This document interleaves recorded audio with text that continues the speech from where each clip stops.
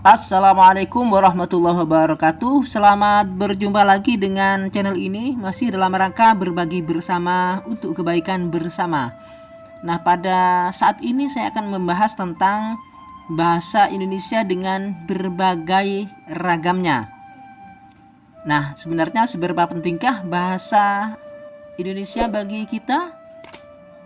Paling tidak ada 3 kriteria yang harus kita perhatikan.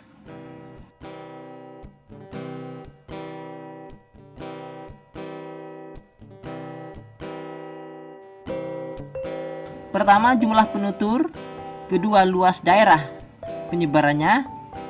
Ketiga, terpakainya bahasa itu dalam sarana ilmu, susastra, dan budaya.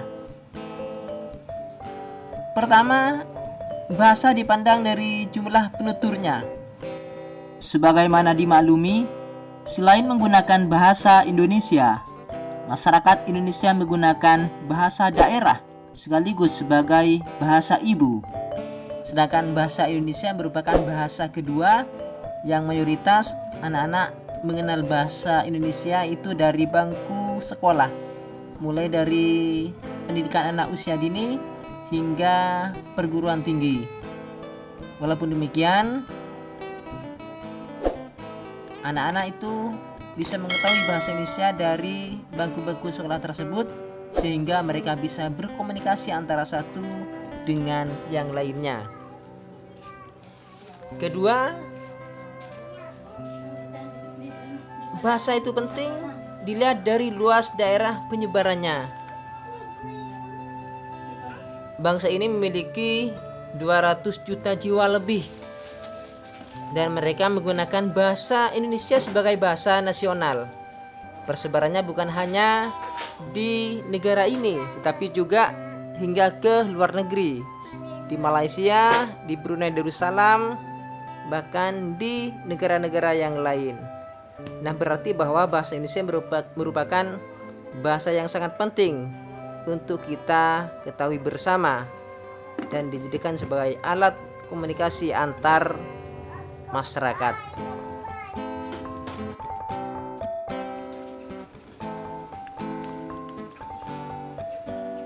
Ketiga, bahasa itu penting dipandang dari dipakainya sebagai sarana ilmu, budaya, dan susastra.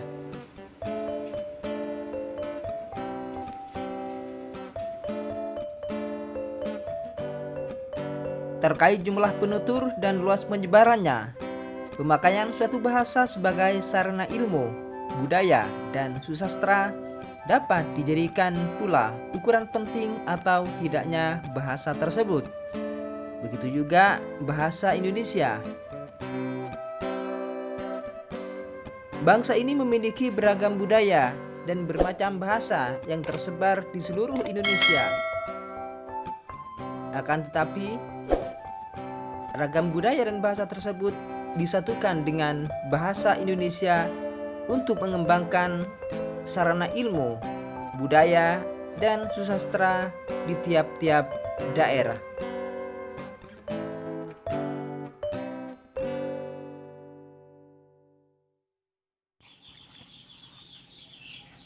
Perhatikan ragam bahasa Indonesia berikut ini.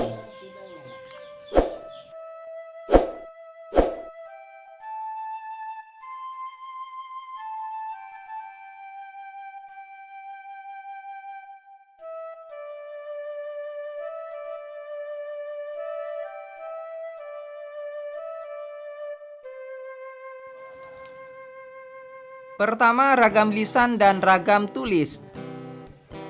Penggunaan ragam lisan dan ragam tulis tentu sangat berbeda.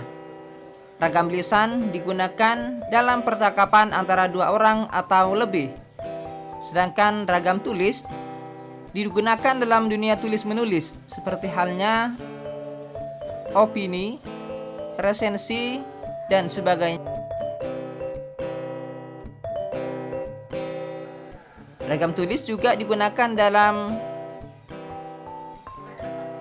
makalah-makalah, skripsi, tesis, dan lain sebagainya. Ragam lisan menghendaki adanya orang kedua Sedangkan ragam tulis tidak mengharuskan adanya teman bicara berada di depan.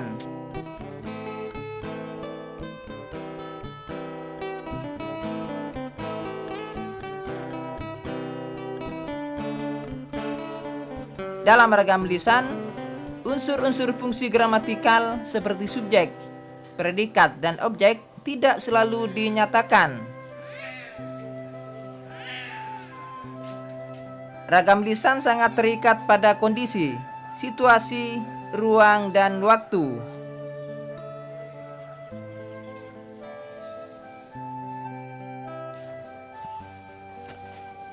Ragam lisan dipengaruhi oleh tinggi rendahnya dan panjang pendeknya suara. Sedangkan ragam tulis dilengkapi dengan tanda baca, huruf besar,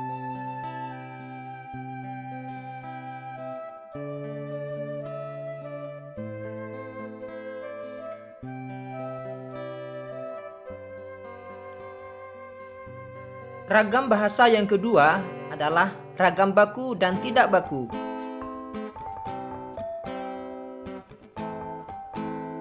Baik ragam tulis maupun ragam lisan terdiri atas ragam baku dan ragam tidak baku.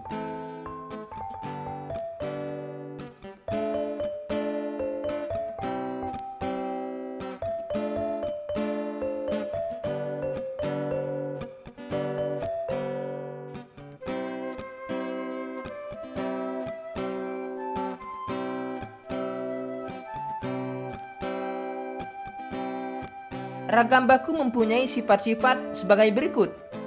Pertama, kemantapan dinamis. Kedua, cendekia. Ketiga, seragam.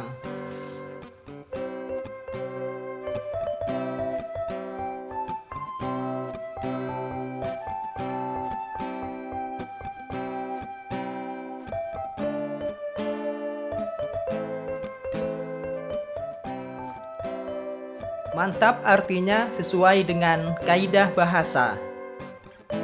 Dinamis artinya tidak statis atau tidak kaku.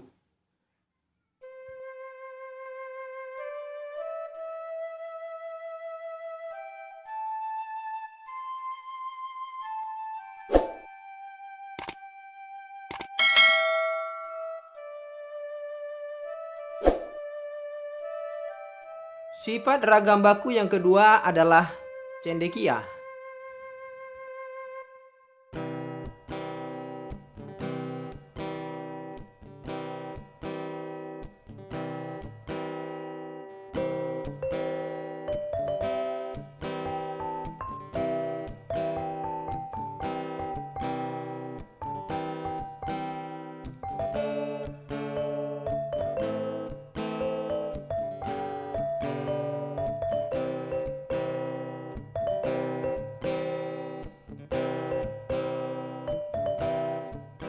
Sifat ragam baku yang ketiga adalah seragam.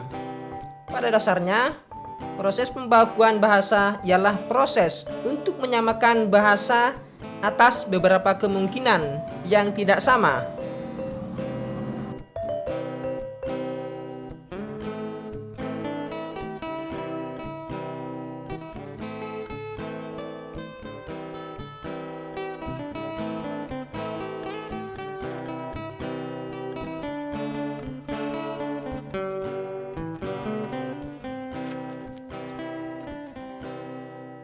Ragam bahasa yang ketiga adalah ragam baku tulis dan ragam baku lisan. Ragam baku tulis adalah ragam yang dipakai dengan resmi dalam buku-buku pelajaran atau buku-buku ilmiah lainnya. Hingga saat ini pemerintah mendahulukan ragam baku tulis secara nasional. Ini diketahui dari adanya Pedoman Umum Ejaan Bahasa Indonesia atau PUEB.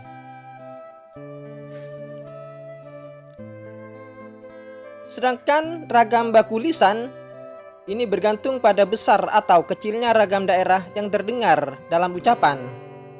Seseorang dapat dikatakan berbahasa lisan yang baku kalau dalam pembicaraannya tidak terlalu menonjol pengaruh logat atau dialek daerahnya.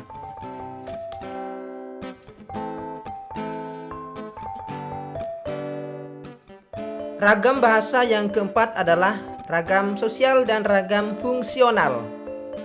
Ragam sosial yaitu ragam bahasa yang sebagian norma dan kaidahnya didasarkan atas kesepakatan bersama dalam lingkungan sosial yang lebih kecil dalam masyarakat.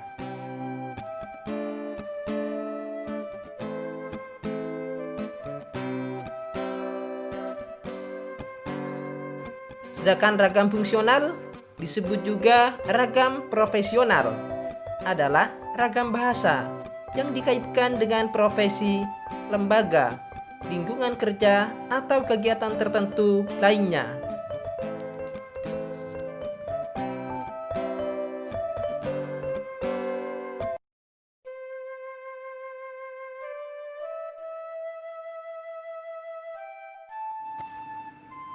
Demikianlah yang dapat saya sampaikan pada saat ini. Mudah-mudahan bermanfaat. Secara garis besar, ada 4 ragam bahasa yang saya bahas pada kesempatan kali ini. Yang pertama, ragam lisan dan ragam tulis. Yang kedua, ragam baku dan ragam tidak baku. Yang ketiga, ragam baku tulis dan ragam baku lisan. Sedangkan yang keempat, ragam sosial dan ragam fungsional. Mudah-mudahan bermanfaat. Saya akhiri. Wassalamualaikum warahmatullahi wabarakatuh. Salam sejahtera buat kita semua.